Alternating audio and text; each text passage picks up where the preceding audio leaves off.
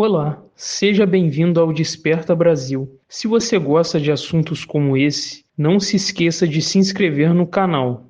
Bom, e um dos integrantes do primeiro governo Lula também criticou o pacote fiscal anunciado pelo ministro Fernando Haddad na semana passada. O economista Marcos Lisboa, ex-secretário de Política Econômica durante o primeiro mandato do petista, afirmou em entrevista à Folha no fim de semana que o governo Lula não entregou a solidez fiscal de longo prazo que prometeu. O economista contesta a avaliação de integrantes do governo de que há um movimento especulativo na reação negativa do mercado financeiro às medidas, o que teria levado a cotação do dólar a bater a marca histórica de R$ 6. Não é necessário ser nenhum especialista em economia para saber que este governo está afundando com o nosso país, graças ao déficit fiscal e o novo pacote fiscal do ministro da Economia, Fernando Haddad. Os investidores estão retirando seus investimentos do país.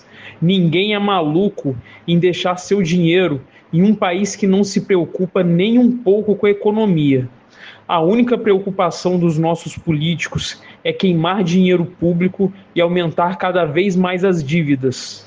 Lisboa disse enxergar uma tentativa do governo de criar o que chamou de luta entre o bem e o mal, ao incluir no pacote a isenção do imposto de renda de até R$ 5.000, junto com a criação de um imposto para tributar os super ricos. É essa salada que a gente havia comentado, né, Silvio, do pronunciamento de Fernando Haddad, que misturou alhos com bugalhos. Hoje, o ministro da Casa Civil, Rui Costa, deve entregar o PEC do corte de gastos ao Congresso. E aí já emendo no que disse o Piotr, vai ter tempo hábil até o final do ano para que os parlamentares se debrucem sobre essa PEC, Silvio? Olha, Paula, vontade política, né? Não é nem tempo. Tempo sempre existe para o Congresso Nacional, tanto que o Congresso só entra em recesso depois que aprova o orçamento. O Congresso, quando há vontade política, o Congresso se reúne e faz uma votação seguida da outra e as coisas se resolvem em questão de 2, 3 dias. Ocorre que é um governo que não tem maioria hoje para aprovar nada, então ele vai ter que comprar, estou falando literalmente, este é o verbo, comprar aos parlamentares. Como? Com a moeda que hoje existe, que é a emenda parlamentar. Então, provavelmente, nos próximos dias, vocês vão abrir os jornais, os portais, sites e vão ver notícias de que o governo está liberando no atacado muito dinheiro para os parlamentares. E aí sim pode ser que aprove. Em relação ao Fernando Haddad, a impressão que eu tenho é que ele não tem ele não tem ideia do que ele está fazendo no cargo há 2 anos. Ele parece perdido quando ele não tem um teleprompter à frente, como fez naquele pronunciamento que parecia um candidato no meio de uma eleição. Ele não tem ideia. A Simone Tebet tem menos ideia ainda. Eles são ruins de serviço. É um governo que não tem equipe, um governo que tem uma agenda muito atrasada, não aplicada às urgências do país, e um governo que aos poucos faz com que a engrenagem montada pelo Paulo Guedes comece a ranger e ter problemas até precocemente diante do que eles mesmos esperavam. E talvez essa seja a pedra no caminho do governo Lula, a economia, porque já está pendurado no Supremo Tribunal Federal, ou seja, tem algum amparo, tem uma polícia política, mas talvez a economia seja aquilo que o governo não consegue controlar, é o bolso das pessoas. Hoje é segunda-feira, quem foi ao supermercado no final de semana sabe que está mais caro do que estava na semana passada. Quem fez a feira sabe que está mais caro do que na semana passada. E assim, essa roda parece não ter fim. Vira uma bola de neve e aí a população é quem tira do poder os governos. Esse deve ser o caminho do PT, que tem memória da Dilma Rousseff. O pacote do ministro Fernando Haddad, que prometia corte de gastos, a única coisa que apresentou foi ideias vindas diretamente de Nárnia, escancarando que eles não estão nem um pouco preocupados com o poder de compra do brasileiro. Querem continuar com a politicagem de esquerda, que consiste em sempre aumentar o endividamento do país e culpar os investidores e empresários por todas as cagadas que eles são responsáveis. Piotr, só para a gente fechar essa rodada, para a gente trazer aqui projeções futuras que também não são nada animadoras. O mercado voltou a subir as expectativas para juros, inflação e dólar no próximo ano. A projeção consta no primeiro Boletim Focus, divulgado depois da apresentação do detalhamento fiscal e reforma de imposto de renda pelo governo Lula. As estimativas para a taxa básica de juros em 2025 foram a 12,63%, ante 12,25% na semana passada. Foi a terceira edição seguida de alta da Selic para o próximo ano. Já para 2024, a previsão se manteve em 11,75%. Os juros estão atualmente em 11,25% ao ano. O Comitê de Política Monetária do Banco Central se reúne pela última vez neste ano entre os dias 10 e 11 de dezembro. E aí, Piotr, a expectativa do mercado é que o encontro encerre com uma nova alta de 0,5 ponto percentual na taxa Selic, ou seja, juros altos, vai dificultar a inflação, sobe, o mercado fica estagnado e aí vira uma bola de neve. Porque quando você tem aumento de inflação, é aquela coisa do que vem primeiro, né?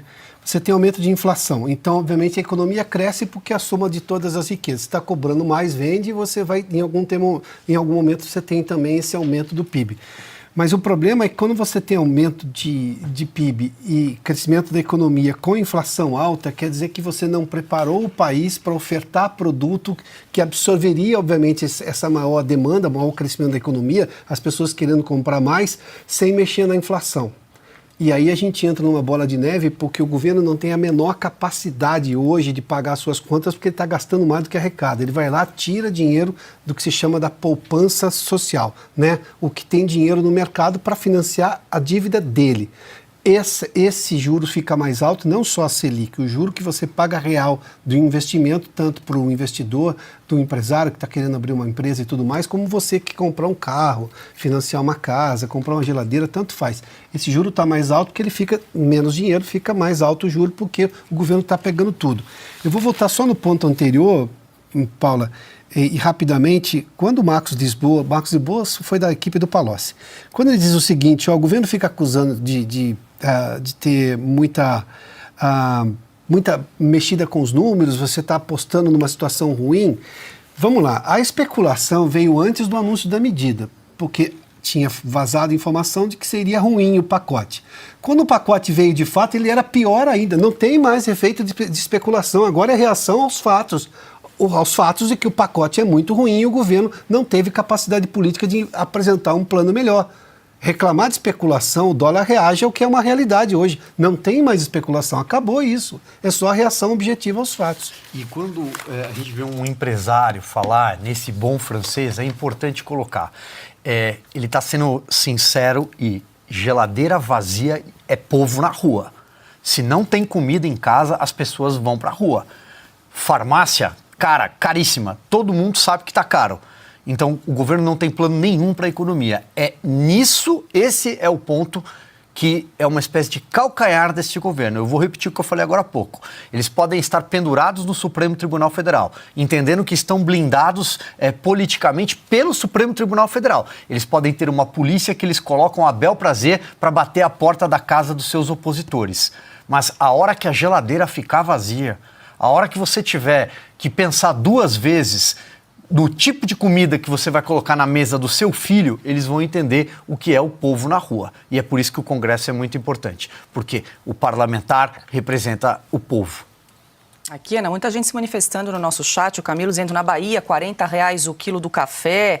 Teve um outro que disse, até item natalino tá difícil, tá caro para comprar. Realmente, é como o Silvio disse, né? O brasileiro está sentindo no bolso. É a alta do dólar, não é aquela coisa, não é só quem viaja para Disney, né? Isso impacta diretamente na cesta básica, no preço dos alimentos, sobe a inflação, enfim. É um efeito cascata bastante complicado aí que o governo precisa enfrentar essa realidade. Como diria o economista, né, do Bill Clinton, né, Piotr? Economia estúpido. E Sim. Foi exatamente um dos principais pontos da própria vitória do Donald Trump, foi a economia.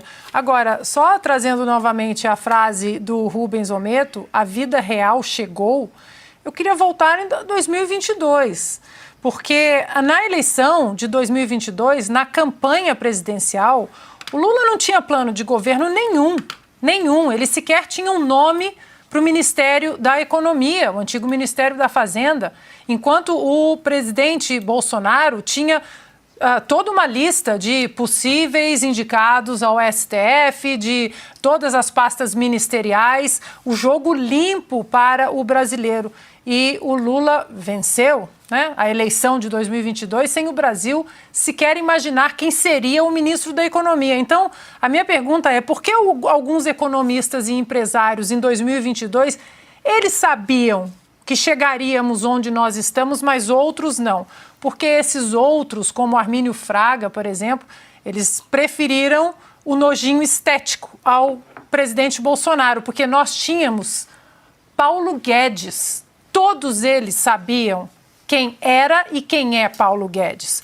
Todos eles sabiam que a economia nas mãos do ministro Paulo Guedes seria uma economia estável. Imaginem se não tivéssemos Paulo Guedes dentro daquela pandemia de 2000. Então, Paula, a conta chegou porque eles preferiram as falácias de Bolsonaro, ditador, misógino, aquilo tudo, e eles preferiram a imaturidade.